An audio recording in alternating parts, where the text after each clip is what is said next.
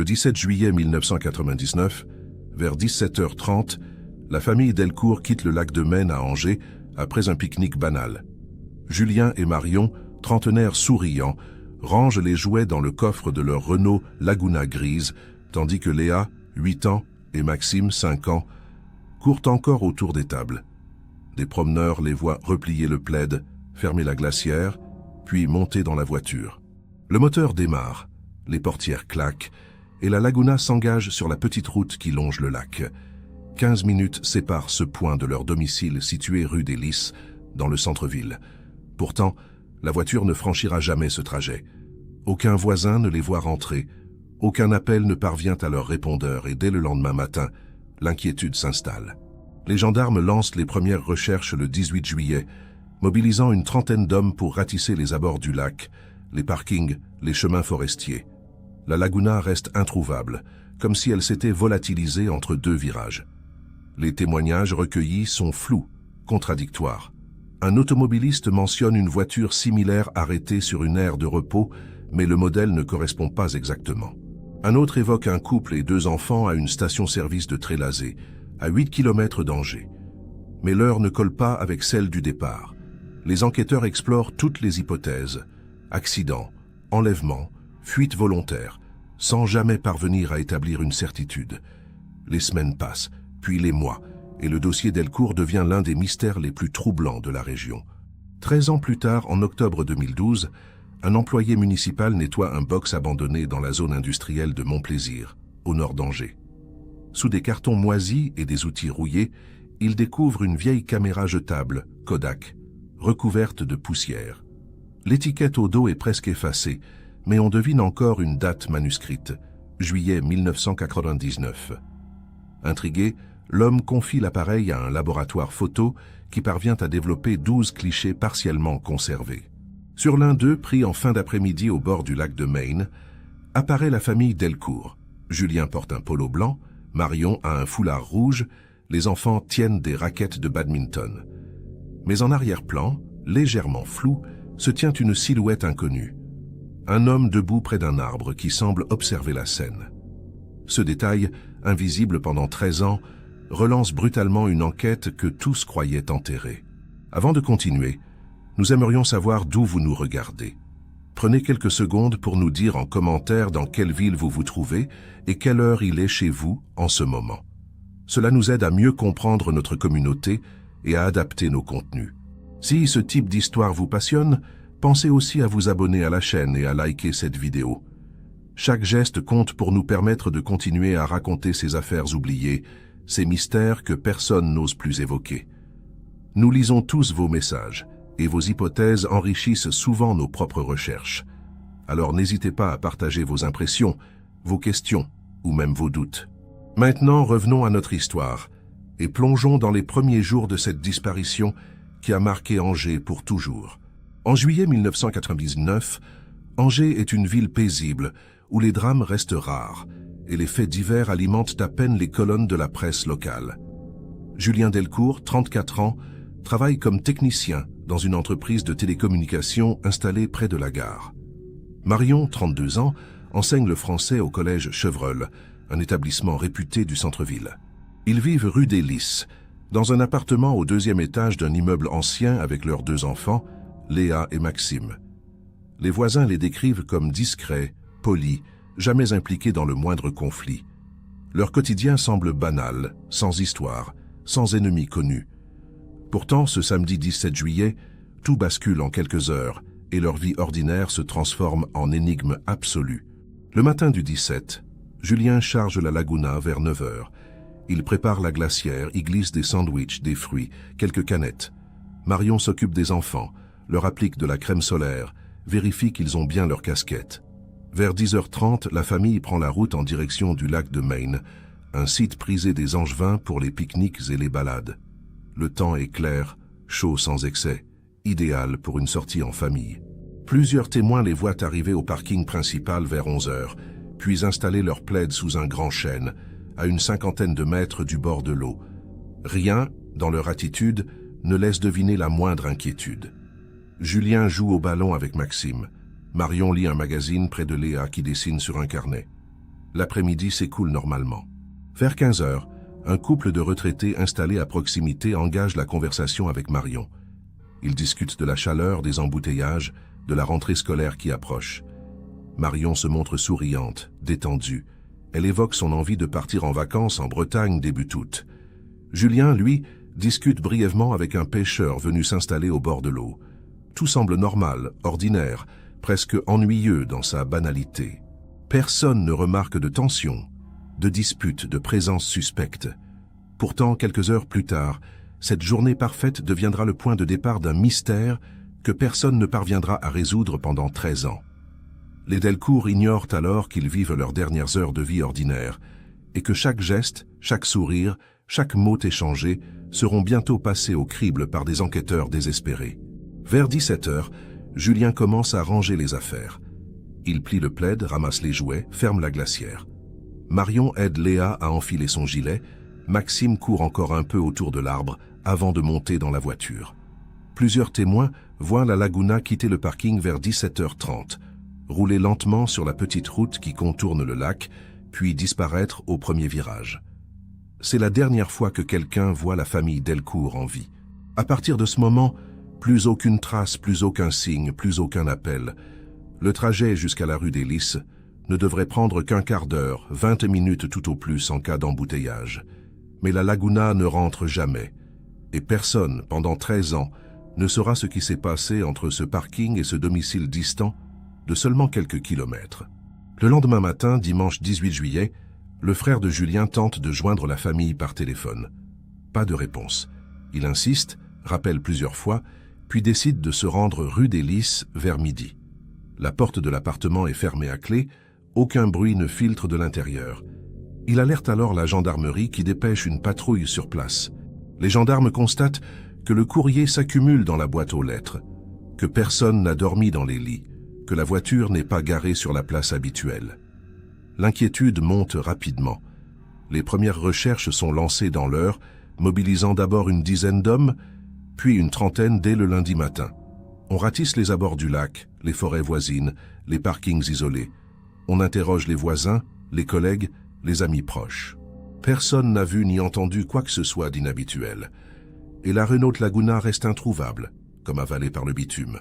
Les premiers jours de l'enquête se concentrent sur l'hypothèse d'un accident de la route. Les gendarmes explorent tous les chemins secondaires entre le lac de Maine et le centre-ville d'Angers, scrutent les fossés, les talus, les zones boisées susceptibles de dissimuler une voiture. Ils contactent les hôpitaux, les services d'urgence, les pompiers, pour vérifier qu'aucun accident impliquant une Laguna grise n'a été signalé dans la région. Les résultats sont négatifs. Aucune trace de tôle froissée, aucun débris sur les bas-côtés, aucun témoignage d'un choc ou d'une sortie de route. L'hypothèse de l'accident, pourtant la plus logique au départ, s'effondre rapidement. Si la famille Delcourt a eu un problème mécanique ou médical, cela ne s'est manifesté nulle part sur le trajet prévu. Les enquêteurs élargissent alors leurs recherches à un rayon de 50 km autour d'Angers. Ils interrogent les gérants de stations-service, les employés de péage, les riverains des axes routiers principaux. Un automobiliste mentionne avoir vu une Laguna grise stationnée sur une aire de repos près de Trélazé, vers 18 h le soir du 17 juillet. Mais lorsqu'on lui montre des photos de la voiture des Delcourt, il hésite, admet que la couleur était peut-être plus foncée, que la plaque d'immatriculation ne correspond pas tout à fait à ses souvenirs. Ce témoignage, bien que noté dans le dossier, ne mène à rien de concret. D'autres pistes émergent, tout aussi floues. Une femme affirme avoir vu des enfants pleurer dans une voiture à un feu rouge de Beaucouzé, mais elle ne peut ni confirmer l'heure, ni décrire les adultes présents. Le 22 juillet, soit 5 jours après la disparition, les gendarmes obtiennent l'autorisation de fouiller l'appartement des Delcourt rue des Lys. Ils espèrent y trouver des indices sur un éventuel projet de fuite, une lettre, un message, un indice quelconque expliquant ce départ précipité. Mais l'appartement ne révèle rien d'anormal. Les vêtements sont rangés dans les armoires. Les jouets des enfants traînent encore dans le salon. Le réfrigérateur contient des produits frais achetés le vendredi 16 juillet. Aucun signe de préparation, aucun document manquant, aucun compte bancaire vidé. Les relevés montrent que Julien et Marion n'ont effectué aucun retrait important dans les semaines précédant leur disparition. Leurs cartes de crédit n'ont plus été utilisés après le 17 juillet. Tout indique une vie normale, brutalement interrompue sans raison apparente. Les collègues de Julien sont interrogés dès le début de la semaine suivante. Tous décrivent un homme sérieux, ponctuel, jamais impliqué dans des conflits professionnels. Il avait mentionné son intention de prendre des vacances début août, sans rien préciser de particulier. Aucun projet de déménagement, aucune difficulté financière connue. Les enseignants du collège Chevreul, où Marion travaillait, confirment qu'elle semblait épanouie, investie dans son métier, appréciée de ses élèves. Elle préparait des cours pour la rentrée de septembre, avait commandé des manuels scolaires quelques jours avant sa disparition. Rien dans son comportement ne laissait présager une rupture brutale avec sa vie quotidienne. Les enquêteurs en viennent à envisager une hypothèse plus sombre, celle d'un enlèvement. Cette piste criminelle change radicalement l'orientation de l'enquête. Les gendarmes cherchent désormais des ennemis potentiels, des rancunes anciennes, des dettes cachées. Ils interrogent les proches, les anciens voisins, les parents d'élèves du collège Chevreul. Personne ne mentionne de conflits graves, de menaces, de comportements inquiétants. Julien et Marion menaient une vie discrète, sans histoire, sans excès. Ils n'avaient pas d'ennemis connus, ne fréquentaient pas de milieux troubles, ne s'étaient jamais plaints de harcèlement ou de problèmes relationnels. L'hypothèse de l'enlèvement reste donc théorique, sans le moindre élément concret pour la soutenir. Les jours passent, les recherches se multiplient, mais aucune avancée significative ne se dessine. Le mystère reste entier, et la frustration des enquêteurs grandit. Le 2 août 1999, soit 16 jours après la disparition, un plongeur de la gendarmerie explore le lac de Maine. L'idée est de vérifier qu'aucune voiture n'a plongé dans l'eau sans que personne ne s'en aperçoive. Les zones profondes, près des berges escarpées, sont inspectées méthodiquement. Mais la laguna ne repose pas au fond du lac. Aucune épave, aucun débris, aucune trace de véhicule immergé. Cette hypothèse, pourtant envisagée sérieusement, est écartée après 3 jours de recherches intensives. Les familles des Delcourt, de leur côté, commencent à perdre espoir. Le frère de Julien organise des battues de volontaires dans les forêts environnantes, distribue des tracts dans les commerces d'Angers, contacte les médias locaux pour maintenir l'affaire sous les projecteurs. Mais les semaines passent, et l'intérêt du public faiblit progressivement. En septembre 1989, l'enquête connaît un bref regain d'activité lorsque des ossements humains sont découverts dans une carrière abandonnée près de Saumur, à une 50aine de kilomètres d'Angers. Les analyses montrent rapidement qu'il s'agit de restes datant de plusieurs décennies, sans aucun lien avec les Delcourt. Cette fausse piste, largement relayée par la presse locale, sème le trouble et ravive les espoirs avant de les anéantir à nouveau. Les gendarmes continuent de recevoir des témoignages sporadiques. Une femme affirme avoir vu Julien dans un supermarché de Cholet. Un homme prétend avoir croisé Marion dans une gare parisienne, mais aucun de ces signalements ne résiste à la vérification. Les mois passent, puis les années, et le dossier Delcourt commence à s'enfoncer dans l'oubli collectif. En 2001, l'affaire est classée sans suite, faute d'éléments nouveaux. Les familles refusent d'abandonner, lancent des appels réguliers dans les médias, créent une association pour les personnes disparues dans le Maine-et-Loire. Mais l'attention du public se tourne vers d'autres drames, d'autres mystères. Et les Delcourt deviennent progressivement une note de bas de page dans l'histoire criminelle de la région. Les gendarmes conservent le dossier ouvert, au cas où un indice surgirait un jour, mais personne ne croit vraiment à une résolution. Les années 2000 s'écoulent sans apporter la moindre réponse. En 2005, le frère de Julien fait publier un appel à témoins dans Ouest France, accompagné de photos récentes de la laguna et des visages de la famille. Quelques appels parviennent, mais aucun ne mène à une piste sérieuse. En 2008, un nouveau chef de brigade reprend le dossier à Angers. Il réinterroge certains témoins, revisite les rapports d'origine, consulte les archives photographiques. Il espère déceler un détail négligé, une contradiction oubliée, une piste inexploitée. Mais ces efforts ne produisent aucun résultat tangible. La Renault Laguna reste introuvable, les Delcourt demeurent volatilisés, et le mystère persiste, intact, comme si cette famille avait été effacée du réel en l'espace de quelques minutes. Les gendarmes envisagent toutes les théories possibles: fuite volontaire, crime organisé, accident non signalé, enlèvement ciblé, sans jamais parvenir à privilégier l'une plutôt que l'autre. l'affaire semble condamnée à rester éternellement non résolue, un trou noir dans la mémoire collective d'Angers. En 2010, 11 ans après la disparition, les médias nationaux s'intéressent brièvement à l'affaire lors d'une émission consacrée au mystère criminel français. Le reportage présente les faits, interroge le frère de Julien, montre des images du lac de Maine et de la rue des Lys. Pendant quelques jours, les lignes téléphoniques de la gendarmerie sont saturées d'appels, mais aucun témoignage ne permet de faire avancer l'enquête. Les théories conspirationnistes fleurissent sur Internet.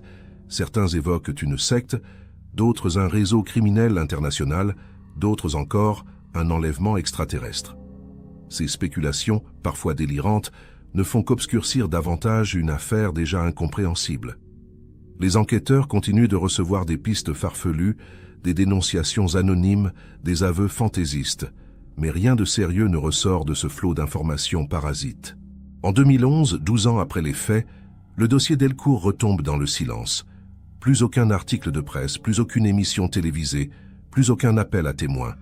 Les familles continuent de se battre en coulisses, mais leur voix ne porte plus.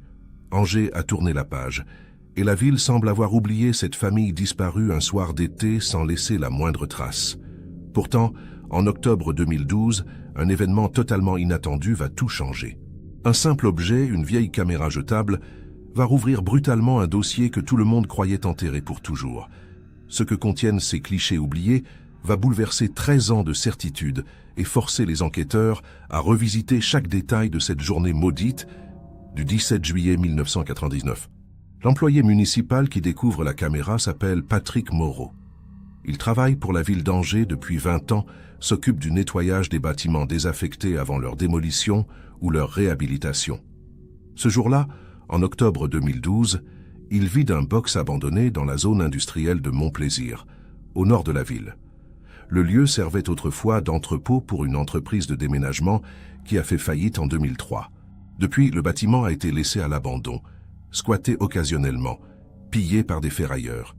Patrick fouille les cartons moisis, les vieux meubles, les objets oubliés, lorsqu'il tombe sur une caméra jetable Kodak recouverte de poussière. L'appareil est intact, encore dans son emballage plastique partiellement déchiré. Une étiquette manuscrite au dos indique « Juillet 99 ». Intrigué, Patrick décide de ne pas jeter l'objet et le confie à un laboratoire photo de la ville. Le technicien du laboratoire, Éric Blanchard, reçoit la caméra le 15 octobre 2012.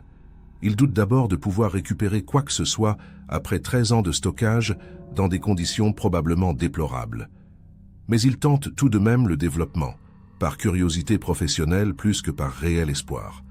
À sa grande surprise, 12 clichés sont exploitables, bien que partiellement endommagés par l'humidité et le temps. Les images montrent des scènes banales, un pique-nique au bord d'un lac, des enfants qui jouent, un couple assis sur un plaid. Éric ne prête pas attention au contenu au début, jusqu'à ce qu'il remarque une date imprimée automatiquement dans le coin inférieur droit de chaque photo. 17-07-1999. Ce détail l'interpelle. Il se souvient vaguement d'une affaire de disparition survenue à cette époque, mais sans pouvoir mettre de nom dessus. Éric contacte Patrick Moreau pour lui demander où la caméra a été trouvée exactement. Patrick lui explique les circonstances de la découverte, le box abandonné, l'entreprise de déménagement en faillite.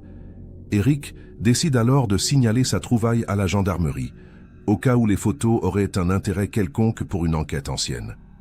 Le 17 octobre, un gendarme vient récupérer les clichés et les compare immédiatement aux archives photographiques de l'affaire Delcourt. La ressemblance est frappante. Sur plusieurs photos, on reconnaît Julien avec son polo blanc, Marion avec son foulard rouge, Léa et Maxime tenant leurs raquettes de badminton. Les vêtements, les objets, la position du soleil, tout correspond aux témoignages recueillis en 1999. Ces images ont été prises le jour même de la disparition, probablement en fin d'après-midi, quelques heures avant que la famille ne quitte le lac de Maine. Le gendarme qui examine les clichés s'appelle lieutenant Arnaud Tessier. Il a rejoint la brigade d'Angers en 2005, soit 6 ans après la disparition des Delcourt, mais il connaît bien le dossier pour l'avoir étudié lors de sa formation interne. Arnaud observe chaque photo avec attention, cherchant des détails qui auraient pu échapper aux enquêteurs d'origine. Sur la plupart des images, on voit simplement la famille en train de profiter de l'après-midi, rien d'inhabituel. Mais sur le 10e cliché, Pris depuis un angle légèrement décalé, une silhouette apparaît en arrière-plan à une dizaine de mètres derrière Marion. Un homme, debout près d'un arbre, semble observer la scène. Son visage est flou, partiellement masqué par l'ombre des feuillages, mais sa posture intrigue Arnaud. L'homme ne semble pas être un simple promeneur distrait. Il regarde dans la direction de la famille, les mains dans les poches, immobile. Arnaud fait agrandir cette photo spécifique et la soumet à l'analyse de l'identité judiciaire. Les experts tentent d'améliorer la netteté, de révéler des détails invisibles à l'œil nu, mais la qualité de l'image, combinée aux 13 ans de dégradation, limite les résultats. On parvient à distinguer que l'homme porte un jean sombre et une chemise claire, qu'il semble avoir entre 30 et 50 ans, qu'il mesure environ 1,80 m. Mais son visage reste indéchiffrable, trop flou pour être identifié ou même comparé à des fichiers de personnes recherchées. Arnaud décide alors de retrouver le photographe, la personne qui a pris ces clichés ce jour-là. Si quelqu'un peut expliquer la présence de cet homme, c'est bien lui. Mais identifier le propriétaire de cette caméra va se révéler plus compliqué que prévu. La caméra Kodak ne porte aucune inscription permettant de remonter directement à son acheteur. Arnaud interroge Patrick Moreau pour obtenir plus de détails sur le box où l'objet a été trouvé. Patrick explique que l'entreprise de déménagement, nommée Transport Express, a fermé ses portes en 2003 après des difficultés financières. Les anciens locaux ont été occupés par plusieurs sociétés éphémères avant d'être abandonnés définitivement en 2008. Les archives de Transport Express ont été partiellement conservées par le liquidateur judiciaire, mais elles sont incomplètes et mal organisées. Arnaud passe plusieurs jours à éplucher ces documents, cherchant un lien entre cette entreprise et la famille Delcourt.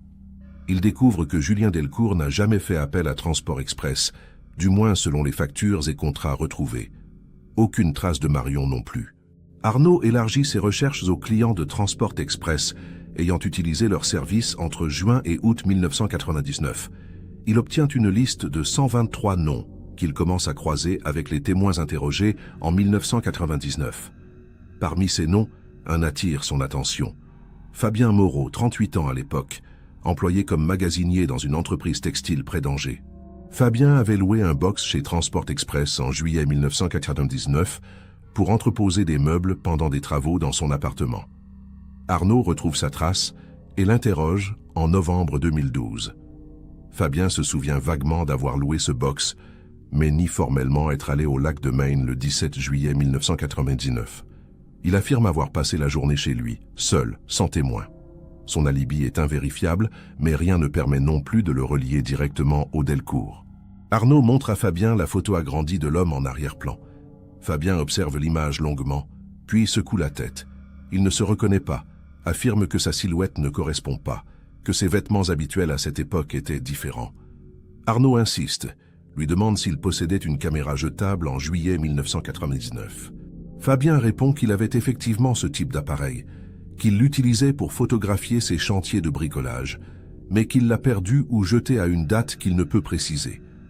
Cette coïncidence intrigue Arnaud, mais elle ne constitue pas une preuve. Fabien accepte de fournir un échantillon ADN pour comparaison avec d'éventuelles traces prélevées sur la caméra. Les analyses montrent que plusieurs profils génétiques sont présents sur l'appareil, mais aucun ne correspond à Fabien. L'un des profils reste non identifié, ne figure dans aucun fichier national. En décembre 2012, Arnaud décide de publier la photo de l'homme en arrière-plan dans la presse locale, accompagné d'un appel à témoins. L'article paraît dans le Courrier de l'Ouest le 8 décembre, sous le titre « Affaire Delcourt ». Une photo relance l'enquête 13 ans après. Le texte explique la découverte de la caméra, la présence de cet inconnu sur les clichés et demande à toute personne pouvant identifier cet homme de se manifester. Les réactions sont immédiates. En quelques jours, la gendarmerie reçoit plus de 50 appels, dont la plupart sont des hypothèses farfelues ou des dénonciations sans fondement. Mais 3 témoignages retiennent l'attention d'Arnaud. 3 personnes différentes, qui ne se connaissent pas, affirment reconnaître cet homme. Et toutes 3 donnent le même nom, Laurent Gervais. Laurent Gervais, 42 ans en 1999, était agent de sécurité dans un supermarché d'Angers. Il vivait seul dans un petit pavillon de la banlieue ouest, menait une vie discrète, sans histoires apparentes. Arnaud retrouve rapidement sa trace dans les fichiers. Laurent Gervais est décédé en 2007 à l'âge de 50 ans, des suites d'un cancer. Il n'a jamais été inquiété par la justice, n'a jamais été interrogé dans le cadre de l'affaire Delcourt, et rien dans son passé ne laisse présager un lien quelconque avec cette famille. Arnaud contacte la sœur de Laurent, Chantal Gervais, qui vit toujours à Angers. Elle accepte de le rencontrer le 12 décembre 2012 dans les locaux de la gendarmerie. Chantal observe la photo agrandie et confirme immédiatement « l'homme en arrière-plan ressemble trait pour trait à son frère ». La posture, la corpulence, les vêtements, tout correspond à ce qu'elle se souvient de Laurent à cette époque. Arnaud demande à Chantal si son frère fréquentait le lac de Maine en juillet 1999. Elle réfléchit, puis confirme que Laurent aimait s'y promener le week-end, souvent seul, pour pêcher ou simplement marcher. Mais elle ne se souvient pas qu'il ait mentionné quoi que ce soit d'inhabituel ce jour-là. Arnaud lui demande ensuite si Laurent connaissait la famille Delcourt. Chantal hésite, puis explique que son frère ne lui parlait pas beaucoup de ses fréquentations, qu'il était plutôt solitaire, renfermé. Elle ne peut ni confirmer ni infirmer un lien éventuel. Arnaud insiste. Laurent a-t-il changé de comportement après juillet 1999 ? Chantal réfléchit longuement, puis mentionne un détail qui lui revient en mémoire. À partir d'août 1999, Laurent est devenu plus nerveux, plus distant. Il évitait les questions, sortait moins, passait des heures enfermé chez lui. Elle avait attribué ce changement à des problèmes professionnels, sans chercher plus loin. Arnaud décide de fouiller dans le passé de Laurent Gervais. Il consulte son dossier professionnel, ses relevés bancaires de l'époque, ses antécédents médicaux. Rien de suspect ne ressort. Laurent menait une vie rangée, sans dettes importantes, sans fréquentation douteuse. Mais en creusant davantage, Arnaud découvre un détail troublant. En septembre 1999, soit 2 mois après la disparition des Delcourt, Laurent a vendu sa voiture, une Peugeot 306 noire, à un ferrailleur de la région pour une somme dérisoire. Le véhicule a été détruit quelques jours plus tard, sans qu'aucun contrôle technique ou expertise ne soit réalisé. Cette vente précipitée intrigue Arnaud. Pourquoi se débarrasser d'une voiture fonctionnelle aussi rapidement et pour si peu d'argent? Arnaud tente de retrouver des traces de cette Peugeot dans les archives, mais le ferrailleur a fermé en 2004 et les documents ont été perdus. Arnaud convoque Chantal Gervais une seconde fois, le 18 décembre 2012, pour lui poser des questions plus précises sur cette vente de voiture.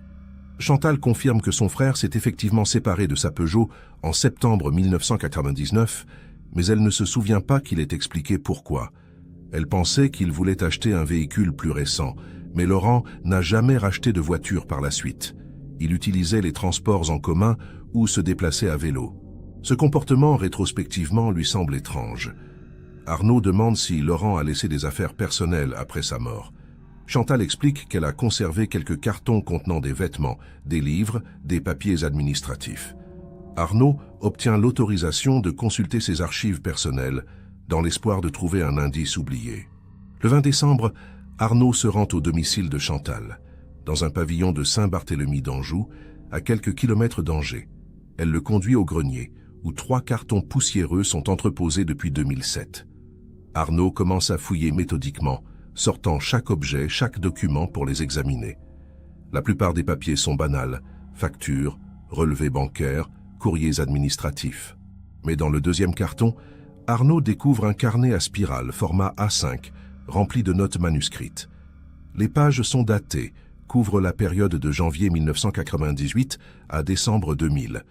Laurent semblait tenir une sorte de journal intime, ou du moins noter des pensées, des observations, des événements marquants. Arnaud feuillette rapidement le carnet, cherchant une mention du 17 juillet 1999. La page correspondant à cette date contient une seule phrase énigmatique. « Vu quelque chose. Ne sait pas quoi faire. » Pas de détails, pas de nom, pas de contexte. Arnaud continue de lire les pages suivantes. Le 18 juillet, Laurent écrit « Ai mal dormi. Pense à ce que j'ai vu. Dois-je prévenir quelqu'un ?» Le 20 juillet. « Et essayer d'appeler, mais personne. Peut-être mieux de ne rien dire. » Le 25 juillet, lu dans le journal. Mon Dieu. Le 2 août. Trop tard maintenant. Dois oublier. Ces notes fragmentaires suggèrent que Laurent a été témoin de quelque chose le 17 juillet, quelque chose qui l'a profondément troublé, mais qu'il n'a jamais osé révéler. Arnaud photocopie l'intégralité du carnet et décide de le faire analyser par un graphologue et un psychologue criminologue pour tenter d'interpréter ces indices cryptiques. En janvier 2013, les analyses confirment que l'écriture correspond bien à celle de Laurent Gervais et que le carnet n'a pas été falsifié. Le psychologue criminologue, le docteur Jean-Marc Leroy, suggère que Laurent a probablement assisté à une scène inquiétante le 17 juillet, mais qu'il hésitait à la rapporter par peur, par doute ou par culpabilité. Le fait qu'il mentionne avoir essayé d'appeler laisse penser qu'il a tenté de contacter la police ou un proche, sans succès. Le graphologue note une nervosité croissante dans les écritures des jours suivants, avec des lettres plus tremblantes, des ratures plus fréquentes. Tout indique que Laurent était sous pression psychologique, tiraillé entre le besoin de parler et la peur des conséquences. Mais que pouvait-il avoir vu exactement? Arnaud décide de retourner au lac de Maine pour tenter de reconstituer la scène. Le 15 janvier 2013, Arnaud se rend sur place accompagné d'un technicien en scène de crime et d'un photographe. Ils se positionnent à l'endroit exact où la photo de l'homme en arrière-plan a été prise, en se basant sur les repères visuels, l'arbre, la disposition des tables, l'angle du soleil. De cette position, on a une vue dégagée sur le plaid des Delcourt, situé à une dizaine de mètres. Arnaud imagine Laurent se tenant là, observant la famille, peut-être sans intention particulière au départ. Mais que s'est-il passé ensuite? Arnaud fait venir des figurants pour recréer la scène, demande à chacun de rejouer les gestes décrits par les témoins de 1999. Julien range les affaires, Marion aide les enfants à monter dans la voiture. Tout semble normal, mais Arnaud remarque un détail troublant. Depuis la position de Laurent, on ne peut pas voir le parking principal. On voit la famille préparer son départ, mais on ne voit pas dans quelle direction la voiture se dirige ensuite. Arnaud fait une hypothèse. Et si Laurent avait vu quelqu'un d'autre s'approcher de la famille après leur départ du plaid? Quelqu'un qui aurait intercepté les Delcourt entre le lac et le parking? Cette théorie expliquerait pourquoi Laurent était troublé, pourquoi il hésitait à parler, et pourquoi aucun témoin du parking n'a signalé quoi que ce soit d'anormal. Arnaud décide de réinterroger tous les témoins encore vivants de 1999 pour vérifier si quelqu'un se souvient d'une autre personne présente sur les lieux ce jour-là. Sur les 17 témoins d'origine, 12 acceptent de répondre à ces questions. La plupart ne se souviennent plus de détails précis après 13 ans, mais l'un d'eux, un ancien pêcheur nommé Gérard Lemoine, mentionne un détail oublié. Il avait vu un homme en chemise claire discuter brièvement avec Julien Delcourt, vers 17h15, près des tables de pique-nique. Gérard décrit cet homme comme âgé d'une quarantaine d'années, cheveux bruns, corpulence moyenne. Il ne se souvient pas de la teneur de la conversation, mais elle semblait cordiale, sans tension apparente. Julien avait souri, serré la main de l'homme, puis était retourné vers sa famille. Gérard n'avait pas prêté attention à cet échange sur le moment, le jugeant banal. Mais aujourd'hui, avec le recul, il se demande si cet homme n'était pas justement Laurent Gervais. Arnaud lui montre la photo agrandie. Gérard hésite puis admet que la silhouette pourrait correspondre, mais il ne peut pas l'affirmer avec certitude. Arnaud note ce témoignage et décide de croiser cette information avec les éléments du carnet de Laurent. Si Laurent a effectivement parlé à Julien, que lui a-t-il dit? Et pourquoi cette conversation l'a-t-elle troublé au point de la consigner dans son journal? Arnaud tente de reconstituer la chronologie des événements. Vers 17h15, Laurent s'approche de Julien et engage la conversation. Peut-être le connaissait-il déjà, peut-être était-ce une rencontre fortuite. Ils discutent brièvement, puis se séparent. Julien retourne vers sa famille, commence à ranger les affaires. Laurent, lui, reste à distance, observe la scène depuis son arbre. Quelqu'un prend une photo à ce moment-là. Peut-être un autre promeneur, peut-être un ami de la famille, et Laurent apparaît en arrière-plan. Puis la famille monte dans la laguna et quitte le parking vers 17h30. Laurent les voit partir. Mais que se passe-t-il ensuite? Arnaud imagine plusieurs scénarios. Peut-être Laurent a-t-il vu une autre personne suivre la laguna ou monter dans un véhicule suspect. Peut-être a-t-il entendu des éclats de voix, des cris, quelque chose d'inhabituel. Ou peut-être a-t-il simplement ressenti un malaise inexplicable, une intuition qu'il n'a pas su interpréter sur le moment. En février 2013, Arnaud décide de consulter les archives de la gendarmerie concernant les appels téléphoniques reçus dans les jours suivant la disparition. Il espère trouver une trace d'un appel anonyme ou non identifié qui pourrait correspondre à la tentative de contact mentionnée par Laurent dans son carnet. Après plusieurs jours de recherche, il découvre qu'un appel a été enregistré le 19 juillet 1999 à 9h12. L'appelant un homme a demandé à parler à un gendarme responsable de l'affaire Delcourt. Il a été mis en attente puis a raccroché avant qu'un enquêteur ne puisse prendre la communication. Le numéro de téléphone a été tracé. Il provenait d'une cabine publique située près de la gare d'Angers. Arnaud vérifie si cette cabine était proche du domicile de Laurent Gervais. Elle se trouvait à 800 mètres de chez lui, accessible en 10 minutes à pied. Cette coïncidence renforce l'hypothèse que Laurent était bien l'auteur de cet appel avorté. Arnaud tente de comprendre pourquoi Laurent a raccroché. Peut-être avait-il peur d'être impliqué, ou craignait-il des représailles. Peut-être doutait-il de la pertinence de ce qu'il avait vu, ou pensait-il que personne ne le croirait. Le carnet suggère qu'il était tiraillé, hésitant, incapable de prendre une décision claire. Arnaud imagine Laurent dans cette cabine, le combiné à la main, le cœur battant, les mots coincés dans la gorge. Puis le déclic, le raccrochage brutal, la fuite. Laurent rentre chez lui, se persuade qu'il vaut mieux oublier qu'il est trop tard de toute façon. Mais cette décision le hantera pendant des années, jusqu'à sa mort en 2007. Arnaud se demande si Laurent a jamais confié son secret à quelqu'un d'autre ou s'il l'a emporté dans la tombe. Il décide de réinterroger Chantal Gervais pour vérifier si son frère a jamais évoqué cette affaire, même indirectement. Chantal accepte de le rencontrer à nouveau le 25 février 2013. Arnaud lui pose des questions plus précises sur les dernières années de vie de Laurent. Chantal explique que son frère est devenu de plus en plus renfermé à partir de 2000, qu'il buvait davantage, qu'il semblait rongé par quelque chose qu'il refusait de nommer. Elle avait tenté plusieurs fois de lui parler, de comprendre ce qui le tourmentait, mais Laurent repoussait toujours ses questions. En 2005, lorsqu'on lui a diagnostiqué un cancer, il a d'abord refusé les traitements, comme s'il avait renoncé à vivre. Ce n'est qu'après l'insistance de Chantal qu'il a accepté une chimiothérapie, mais sans grande conviction. Il est mort 2 ans plus tard, en 2007, emportant avec lui ses tourments et ses secrets. Chantal se demande aujourd'hui si ce poids psychologique n'a pas contribué à sa dégradation physique et mentale. Arnaud demande à Chantal si Laurent a laissé d'autres écrits, des lettres, des messages. Elle fouille à nouveau dans les cartons et retrouve une enveloppe cachetée, adressée à elle-même, avec la mention « à n'ouvrir qu'après ma mort ». Chantal explique qu'elle a découvert cette lettre en 2007, après le décès de Laurent, mais qu'elle ne l'a jamais lue, par peur de ce qu'elle pourrait contenir. Elle avait préféré l'oublier, la ranger au fond d'un tiroir et ne plus y penser. Arnaud lui demande la permission de lire cette lettre. Chantal hésite longuement, puis finit par accepter. Elle tend l'enveloppe à Arnaud, les mains tremblantes. Arnaud l'ouvre délicatement, déplie la feuille manuscrite et commence à lire. Ce qu'il découvre va bouleverser l'intégralité de l'enquête et révéler une vérité que personne n'avait jamais envisagée.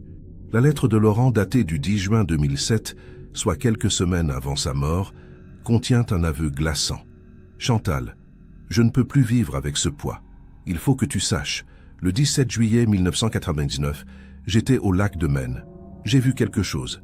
J'ai vu cette famille monter dans leur voiture et j'ai vu un homme s'approcher d'eux. Il leur a parlé, ils ont semblé le connaître. Puis ils sont montés ensemble dans un autre véhicule, une camionnette blanche.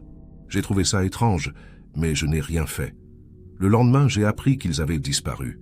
J'aurais dû parler, j'aurais dû appeler. Mais j'avais peur. Peur d'être impliqué, peur de me tromper, peur de tout. Et maintenant, il est trop tard. Pardonne-moi. » La lettre est signée simplement « Laurent ». Arnaud Tessier relit la lettre 3 fois, cherchant à assimiler chaque mot, chaque détail. Laurent Gervais affirme avoir vu les Delcourt monter dans une camionnette blanche avec un homme qu'il semblait reconnaître. Cette révélation change radicalement la nature de l'enquête. Si Laurent dit vrai, alors la famille n'a pas disparu suite à un accident ou une fuite volontaire, mais bien à cause d'une rencontre orchestrée, probablement planifiée. Arnaud demande à Chantal si elle a la moindre idée de l'identité de cet homme à la camionnette. Chantal secoue la tête, bouleversée par ce qu'elle vient d'apprendre. Elle ne comprend pas pourquoi son frère a gardé ce secret pendant 8 ans, pourquoi il n'a jamais trouvé le courage de parler avant sa mort. Arnaud la rassure du mieux qu'il peut, puis quitte son domicile avec la lettre soigneusement placée sous scellé. De retour à la gendarmerie, Arnaud convoque immédiatement son supérieur, le capitaine Rémi Dufour, pour lui présenter cette découverte. Dufour, qui a lui-même travaillé sur l'affaire Delcourt en 2001, est stupéfait. Il ordonne la réouverture officielle de l'enquête, la mobilisation d'une équipe dédiée et la consultation des archives relatives aux véhicules immatriculés en 1999 dans le département du Maine-et-Loire. L'objectif est désormais d'identifier toutes les camionnettes blanches enregistrées à cette époque, de retrouver leurs propriétaires et de vérifier si l'un d'eux avait un lien quelconque avec la famille Delcourt. Le 28 février 2013, l'équipe commence à éplucher les fichiers de la préfecture. Plus de 450 camionnettes blanches étaient immatriculées dans le département en juillet 1999. Le travail s'annonce titanesque. Les enquêteurs établissent une liste prioritaire en croisant plusieurs critères. Proximité géographique, avec Angers, profession du propriétaire, antécédents judiciaires éventuels et liens connus avec les Delcourt. 43 véhicules ressortent comme potentiellement pertinents. Arnaud et son équipe commencent à interroger les propriétaires encore vivants et joignables. Beaucoup ont revendu leurs camionnettes depuis, certains sont décédés, d'autres ont déménagé hors du département. Chaque entretien prend du temps, exige des vérifications croisées, des consultations d'archives. Les semaines passent sans qu'aucune piste solide n'émerge. Certains propriétaires se souviennent vaguement de leur déplacement en juillet 1999, d'autres nient catégoriquement avoir été au lac de Maine ce jour-là. Aucun ne reconnaît les Delcourt et aucun n'évoque de circonstances suspectes. En mars 2013, Arnaud décide de changer d'approche. Plutôt que de chercher le propriétaire de la camionnette, il se concentre sur l'homme lui-même. Si les Delcourt semblèrent le connaître, cet homme faisait probablement partie de leur cercle social ou professionnel. Arnaud reprend les listes de témoins interrogés en 1999, collègues de Julien, parents d'élèves de Marion, voisins, amis proches, et vérifie lesquels possédaient une camionnette blanche ou avaient accès à ce type de véhicule. Un nom attire son attention.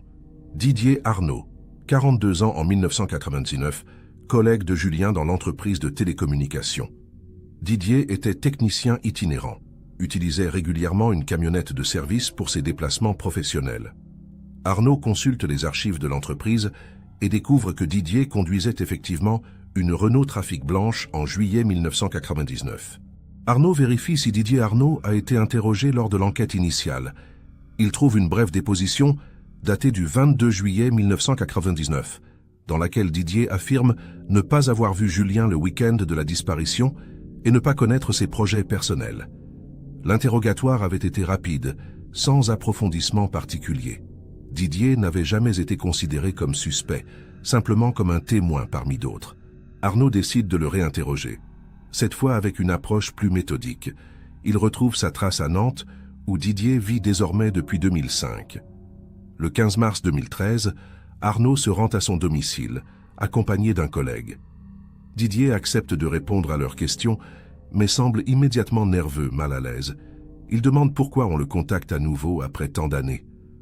Arnaud explique simplement que l'enquête a été relancée suite à de nouveaux éléments. Arnaud commence par des questions générales. Didier se souvient-il de Julien Delcourt? Oui, bien sûr, ils travaillaient ensemble, s'entendaient bien, déjeunaient parfois ensemble à la cantine. Se souvient-il du week-end du 17 juillet 1999? Didier hésite, puis affirme qu'il était chez lui ce jour-là, qu'il ne se rappelle rien de particulier. Arnaud demande s'il utilisait sa camionnette de service le week-end. Didier explique que oui, occasionnellement, pour des déplacements personnels, avec l'autorisation de son employeur. Arnaud lui montre alors une photo de la camionnette Renault Trafic blanche utilisée par l'entreprise à cette époque. Didier confirme qu'il s'agit bien du modèle qu'il conduisait. Arnaud observe ses réactions attentivement. Didier transpire légèrement, évite le contact visuel, tripote nerveusement ses mains. Tous les signes classiques d'un inconfort psychologique. Arnaud décide de passer à une question plus directe. Didier est-il allé au lac de Maine le 17 juillet 1999? Didier marque un temps d'arrêt, puis nie catégoriquement. Il affirme ne pas fréquenter ce lieu, préférer d'autres sites pour ses balades. Arnaud insiste. Des témoins affirment avoir vu une camionnette blanche à proximité du lac ce jour-là. Didier hausse les épaules, répond qu'il y avait probablement des dizaines de camionnettes blanches dans la région. Arnaud change de tactique et lui demande s'il connaissait bien Julien en dehors du travail. Didier explique qu'ils n'étaient pas amis proches, mais qu'ils se voyaient parfois pour des événements d'entreprise, des pots de départ, ce genre de choses. Arnaud lui demande s'il connaissait Marion et les enfants. Didier répond qu'il les avait croisés 1 ou 2 fois lors de fêtes organisées par l'entreprise, mais qu'il ne les connaissait pas vraiment. Arnaud sent que Didier dissimule quelque chose, mais il manque encore d'éléments concrets pour le confronter directement. Il décide de clôturer l'entretien en demandant à Didier de fournir un échantillon ADN pour comparaison avec les profils non identifiés retrouvés sur la caméra. Didier accepte sans protester, ce qui surprend Arnaud. Soit Didier est innocent et coopère naturellement, soit il sait que son ADN ne figure pas sur cet objet et ne craint rien. Les prélèvements sont effectués le jour même et envoyés au laboratoire. Arnaud repart à Angers en se demandant s'il tient enfin une piste sérieuse ou s'il s'égare à nouveau dans une impasse. Les résultats ADN arrivent 10 jours plus tard. Aucun des profils prélevés sur la caméra ne correspond à Didier Arnaud. Cette absence de correspondance ne l'innocente pas pour autant, mais elle complique l'établissement d'un lien direct avec les Delcourt ce jour-là. En avril 2013, Arnaud décide de creuser davantage le passé de Didier Arnaud.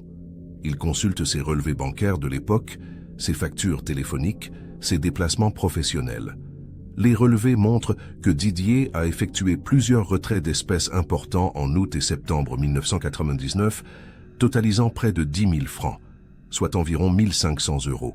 Ces retraits ne correspondent à aucune dépense tracée, pas de facture de voyage, pas d'achat important, rien. Arnaud interroge les anciens collègues de Didier pour savoir s'il traversait des difficultés financières à cette époque. Plusieurs mentionnent que Didier semblait effectivement tendu, préoccupé, mais personne ne sait pourquoi.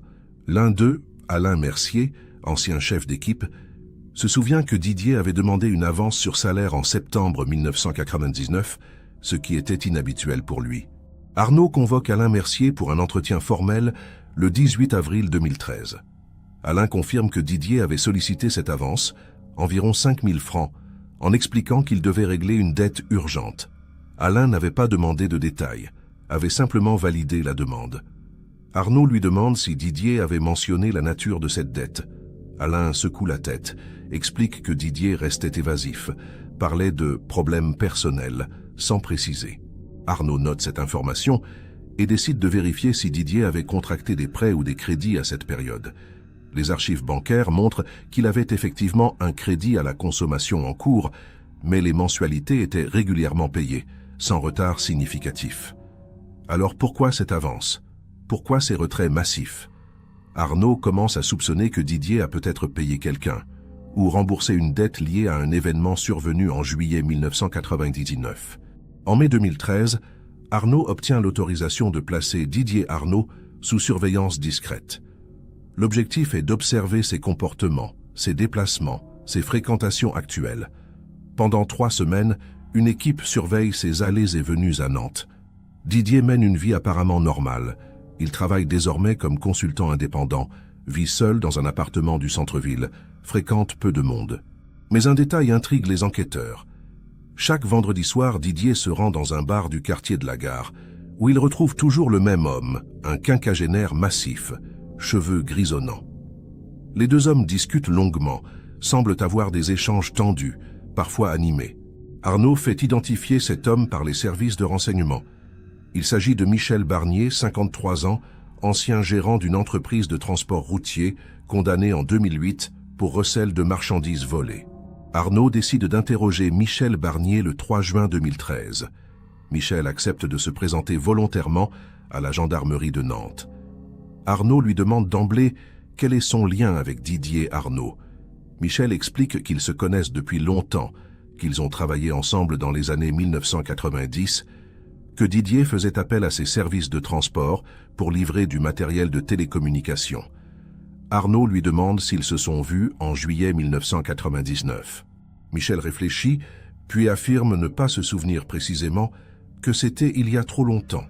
Arnaud insiste. Michel possédait-il une camionnette blanche à cette époque Michel confirme qu'il avait plusieurs véhicules dans son parc, dont des camionnettes blanches. Arnaud lui demande s'il a déjà entendu parler de la famille Delcourt. Michel marque un temps, puis répond que oui, vaguement, à cause de l'affaire médiatisée en 1999. Mais il nie les avoir connus personnellement. Arnaud change de tactique et confronte Michel à un détail troublant. Pourquoi rencontre-t-il Didier Arnaud chaque vendredi soir depuis des mois? Michel explique qu'ils sont amis, qu'ils aiment discuter, prendre un verre ensemble. Arnaud insiste. De quoi parle-t-il lors de ces rencontres? Michel devient évasif, répond qu'ils évoquent le passé, le travail, la vie en général. Arnaud lui demande alors s'ils ont déjà évoqué l'affaire Delcourt. Michel hésite longuement, puis finit par admettre que oui, 1 ou 2 fois, parce que Didier était collègue de Julien et que l'affaire l'avait marqué. Arnaud prend note et décide de placer Michel sous écoute téléphonique en espérant intercepter une conversation révélatrice. L'autorisation judiciaire est obtenue le 10 juin 2013 et les écoutes démarrent immédiatement. Pendant 2 semaines, les enquêteurs enregistrent toutes les communications de Michel et de Didier sans résultat probant. Les conversations portent sur des sujets anodins, sans référence directe à l'affaire. Mais le 25 juin 2013, une conversation attire l'attention d'Arnaud. Didier appelle Michel vers 22 h et lui dit simplement « Ils sont venus me voir à nouveau. Ils posent trop de questions. Il faut qu'on parle. » Michel répond « Pas au téléphone. On se voit demain, même endroit. » La conversation s'arrête là. Arnaud décide de faire surveiller leur rendez-vous du lendemain. Le 26 juin, Didier et Michel se retrouvent comme d'habitude dans le bar près de la gare. Mais cette fois, au lieu de rester à l'intérieur, ils sortent rapidement et marchent jusqu'à un parking souterrain désert. Les enquêteurs, cachés à distance, parviennent à capter quelques bribes de leur échange grâce à un micro directionnel. Michel dit « Tu aurais dû te taire dès le début. Maintenant, c'est trop tard. » Didier répond « Je ne peux plus vivre avec ça. Il faut que je leur dise. » Michel s'énerve. « Tu es fou? Tu vas nous envoyer tous les deux en prison. » Cette conversation confirme les soupçons d'Arnaud. Didier et Michel sont impliqués dans la disparition des Delcourt et Didier semble rongé par la culpabilité. Arnaud décide de les interpeller simultanément le lendemain matin avant qu'ils ne puissent coordonner leur version ou détruire des preuves. Le 27 juin 2013 à 6 h, 2 équipes de gendarmes se présentent au domicile de Didier et Michel. Les 2 hommes sont placés en garde à vue et conduits dans des locaux séparés pour éviter toute communication. Arnaud interroge Didier en premier, à partir de 9 h. Il lui présente directement les enregistrements des conversations téléphoniques et de la rencontre dans le parking. Didier, blêmi, reste silencieux pendant plusieurs minutes, puis finit par craquer. Il demande un avocat, mais avant l'arrivée de ce dernier, il lâche une phrase glaçante. « Je n'ai jamais voulu que ça se termine comme ça. » L'avocat de Didier Arnaud, maître Sylvie Renaud, arrive vers 11 h. Elle demande une suspension de l'interrogatoire pour s'entretenir avec son client. Arnaud accepte et quitte la salle, laissant Didier seul avec son conseil. Pendant ce temps, il se rend dans le local où Michel Barnier est retenu. Michel refuse de parler sans avocat, reste mutique, les bras croisés, le regard fermé. Arnaud décide de ne pas insister pour le moment et retourne auprès de Didier 1 heure plus tard. Maître Renaud informe Arnaud que son client souhaite faire une déposition complète, à condition qu'on lui accorde une certaine clémence en échange de sa coopération. Arnaud explique qu'il n'a pas le pouvoir de négocier directement, mais qu'une coopération sincère sera prise en compte par le juge. Didier accepte ces termes et commence à raconter ce qui s'est réellement passé le 17 juillet 1999. Didier explique qu'il connaissait Julien Delcourt depuis plusieurs années, qu'ils travaillaient ensemble et entretenaient une relation cordiale. En juillet 1999, Didier traversait des difficultés financières importantes. Il avait contracté plusieurs crédits pour financer des investissements personnels qui s'étaient révélés désastreux et il devait de l'argent à Michel Barnier, son ancien associé, dans une affaire de revente de matériel informatique. Michel le pressait de rembourser rapidement, menaçant de révéler certaines magouilles fiscales qui auraient pu coûter son emploi à Didier. Désespéré, Didier avait imaginé un plan pour obtenir de l'argent rapidement, kidnapper la famille Delcourt et demander une rançon aux frères de Julien, qu'il savait être relativement aisé. Ce plan, selon lui, ne devait durer que quelques jours, le temps de récupérer la somme et de relâcher la famille saine et sauve.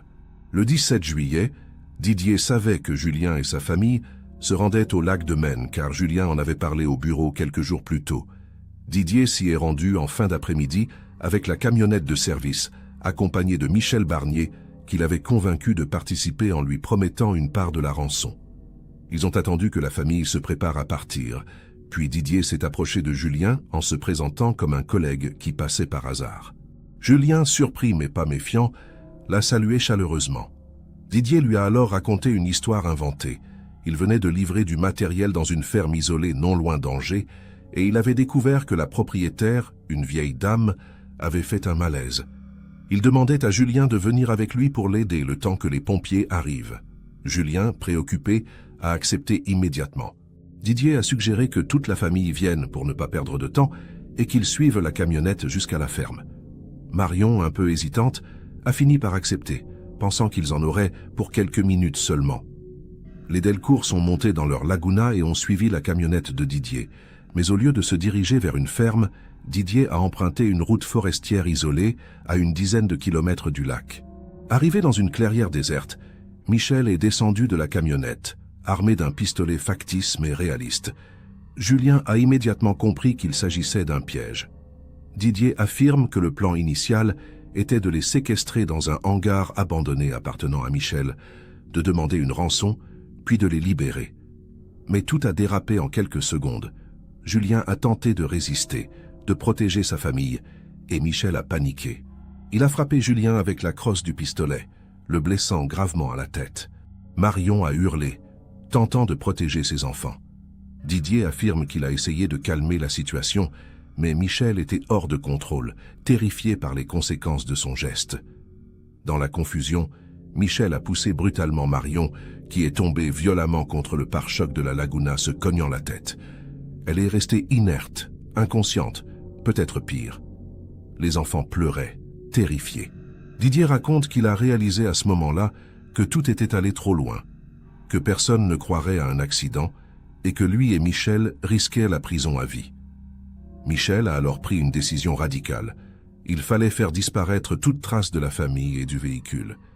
Didier affirme avoir refusé d'abord, mais Michel l'a menacé, lui rappelant qu'il était complice et qu'il n'avait plus le choix.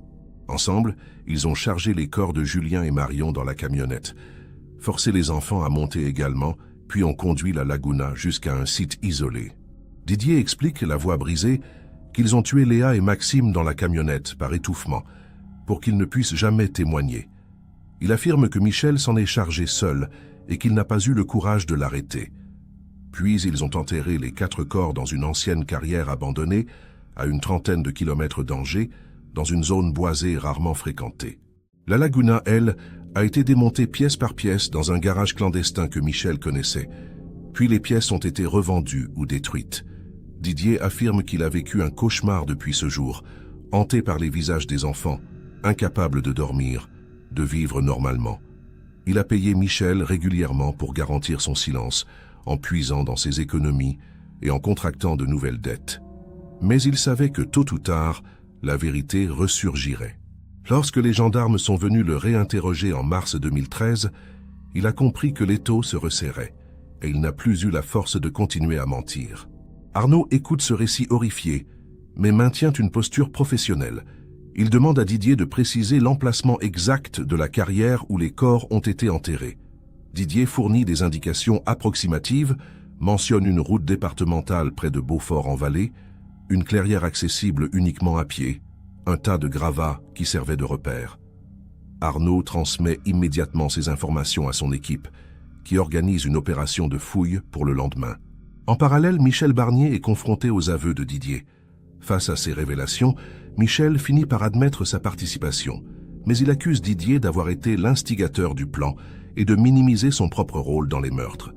Les deux versions divergent sur plusieurs points, mais l'essentiel est confirmé. La famille Delcourt a bien été enlevée, tuée et enterrée dans une carrière abandonnée. Les fouilles commencent le 28 juin 2013 à l'aube. Une équipe de 20 gendarmes, accompagnée de chiens de recherche et d'experts en médecine légale, se rend sur le site indiqué par Didier. La zone est immense, couverte de végétation dense, parsemée de trous et de monticules de gravats. Les recherches s'annoncent longues et difficiles. Les chiens commencent à flairer le terrain, guidant les enquêteurs vers plusieurs zones suspectes. Après 4 heures de fouille, vers 11h30, l'un des chiens marque un arrêt près d'un talus recouvert de ronces. Les gendarmes dégagent la végétation et découvrent une zone où la terre semble avoir été remuée, bien que la nature ait repris ses droits depuis 13 ans. Ils commencent à creuser avec précaution à la pelle et à la main pour préserver d'éventuelles preuves.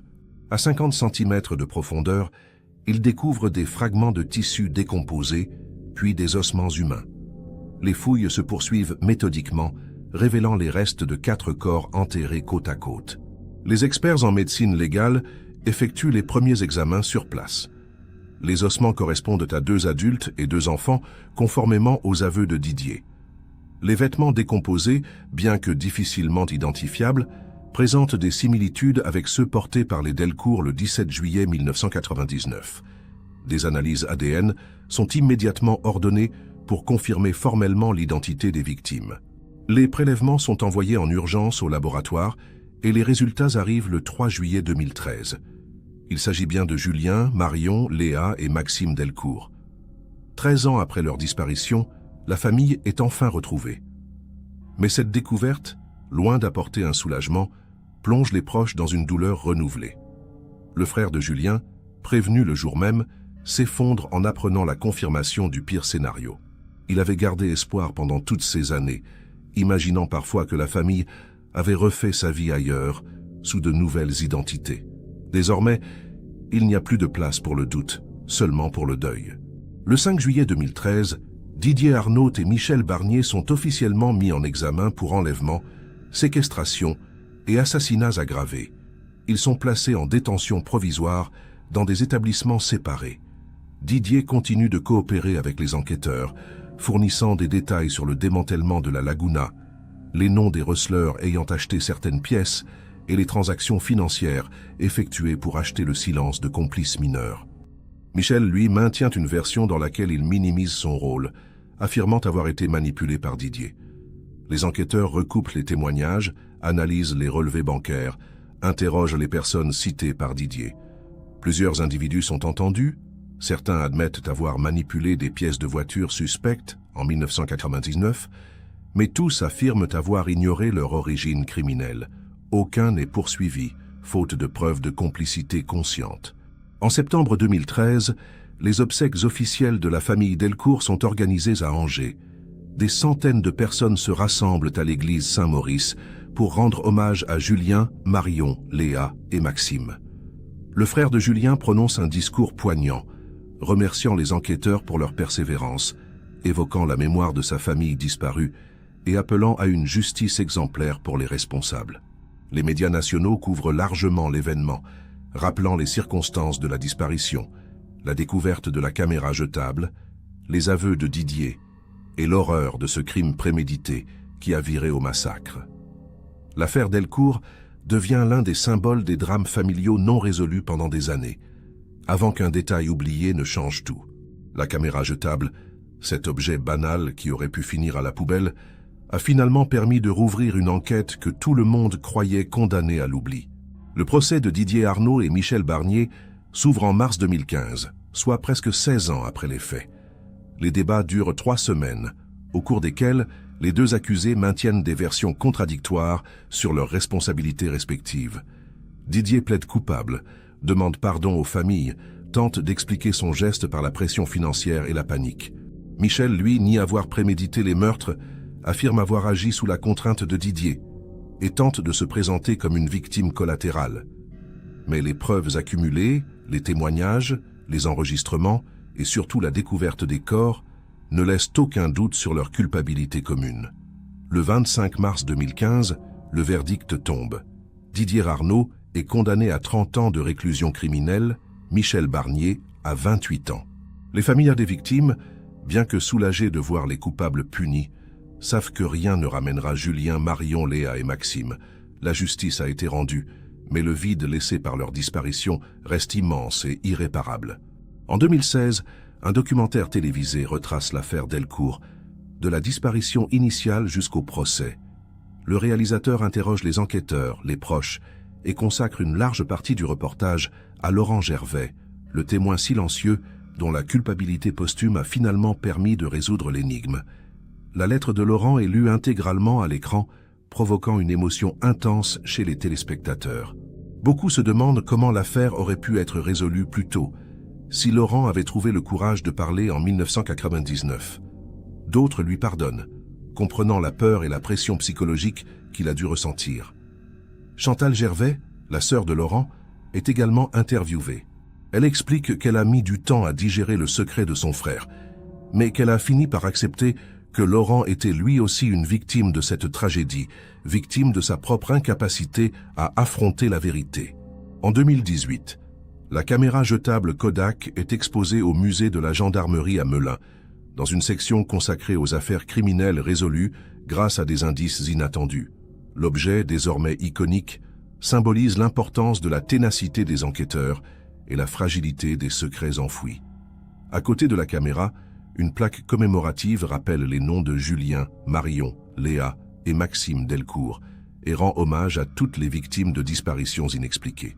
Chaque année, des milliers de visiteurs s'arrêtent devant cette vitrine, observent cet appareil photo vieilli et prennent conscience qu'un simple objet oublié peut parfois révéler des vérités enfouies pendant des décennies.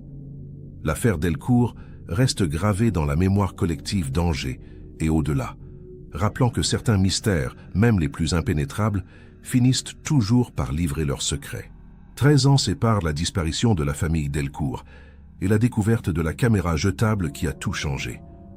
13 ans pendant lesquels les enquêteurs ont exploré toutes les pistes, interrogé des dizaines de témoins, fouillé des centaines de kilomètres carrés sans jamais trouver la moindre trace. 13 ans pendant lesquels les proches ont oscillé entre espoir et désespoir, imaginant 1000 scénarios, refusant d'accepter la réalité jusqu'à ce que les preuves deviennent irréfutables. Cette affaire illustre à quel point un détail apparemment insignifiant, une photo floue, une silhouette en arrière-plan, un carnet oublié, peut bouleverser une enquête et révéler des vérités que personne n'imaginait. Laurent Gervais, témoin malgré lui, a emporté son secret dans la tombe, mais sa lettre posthume a permis aux enquêteurs de reprendre le dossier sous un angle totalement différent et de finalement identifier les responsables de ce drame familial. Aujourd'hui, le lac de Maine à Angers reste un lieu paisible, fréquenté par des familles, des promeneurs, des amateurs de nature.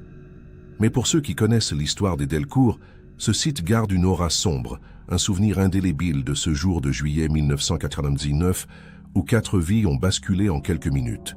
Une plaque discrète a été installée près de l'endroit où la famille avait pique-niqué, rappelant leur mémoire et invitant les visiteurs à une réflexion sur la fragilité de l'existence. Les années passent, les saisons se succèdent, mais le mystère de cette disparition désormais résolue continue de fasciner et de questionner. Comment un plan aussi simple a-t-il pu dégénérer en tragédie absolue? Comment 2 hommes ordinaires ont-ils pu commettre l'irréparable, puis vivre pendant 13 ans avec ce poids écrasant? Ces questions restent sans réponse satisfaisante, et elles alimentent encore aujourd'hui les débats sur la nature humaine, la culpabilité et les limites de la rédemption. L'affaire Delcourt a également marqué un tournant dans la gestion des disparitions inexpliquées en France. Suite à cette affaire, les autorités ont renforcé les protocoles de recherche, amélioré les bases de données sur les véhicules et les personnes disparues, et encouragé les témoins à signaler le moindre détail suspect, même des années après les faits. La découverte de la caméra jetable a prouvé que certains objets, certains indices, peuvent rester cachés pendant des décennies avant de refaire surface et de changer le cours d'une enquête. Aujourd'hui, si vous connaissez des informations sur une affaire non résolue, si vous avez été témoin d'une scène étrange, si vous possédez un objet qui pourrait avoir un lien avec une disparition, n'hésitez pas à contacter les autorités. Chaque détail compte, chaque témoignage peut faire la différence. Et n'oubliez pas de vous abonner à cette chaîne pour découvrir d'autres histoires vraies, d'autres mystères qui ont marqué la France. Laissez un commentaire pour nous dire ce que vous pensez de cette affaire et partagez cette vidéo autour de vous. Merci de nous avoir suivis jusqu'au bout.